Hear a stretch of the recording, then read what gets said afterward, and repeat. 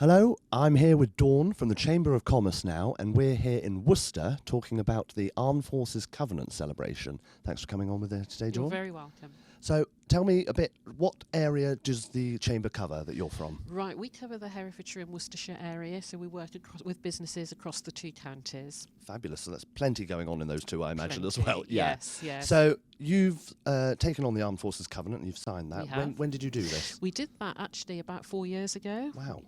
We're actually just approaching hopefully our gold accreditation, having worked through the levels. So what impact, obviously 4 years, that's quite a period that you've been a part of this, then with employers still joining to this day, what impact would you say you've noticed? On the Chamber or in the community Both. as general? Both. Okay.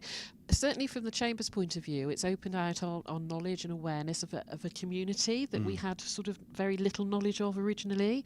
And when we signed the Covenant, obviously that reinforced our commitment to working with communities within Herefordshire and Worcestershire. And it just made us look at our own internal policies, as to what we were doing to support, in terms of flexible working policies, what we were doing to support members of the armed forces community, whether they were reservists or cadets or veterans.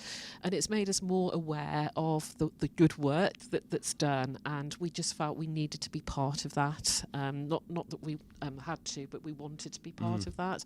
And raise awareness of the Armed Forces community and the Covenant to all our members, across the two counties, which hopefully we have done over the 4 years. I think awareness is really important to focus on there, because there's all this great work being done, and a lot of employers and businesses are already doing a lot of these things. Yes. However, yes. it's signing that covenant, it's an agreement to, yes, we are dedicated to providing this and this support as well going forward.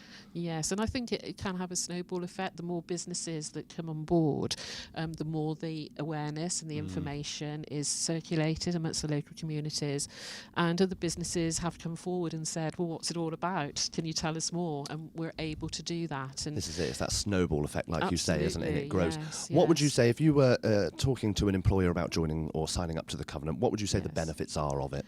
I think it is being part of that community. It's understanding what support the armed forces community as a whole can give to people in the private sector, and help employers understand perhaps the obligations and the duties that they may have, and what they can put in place in terms of additional flexible working policies which specifically help members of the armed forces. So that might be additional leave for training, for example. It's how they're looked after in the event of a mobilisation.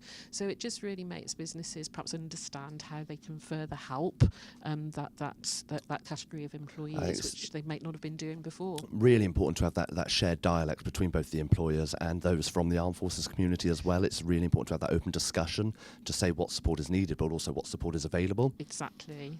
And that's something that certainly for ourselves, we did look internally at what we were doing, and actually that was very little 4 years ago, because it was an area I hadn't really had much knowledge of. And since then I really do understand, what is out there. We can implement our own policies now to help members of the armed forces, and obviously publicise that to other businesses, and hopefully lead by example. That's what we're here to do today, isn't it? Thank you very much for chatting with me today, Dawn. You're very welcome. And it's always wonderful to speak to somebody from the Chamber there, so thank you for coming. Thank you very much. Thank you.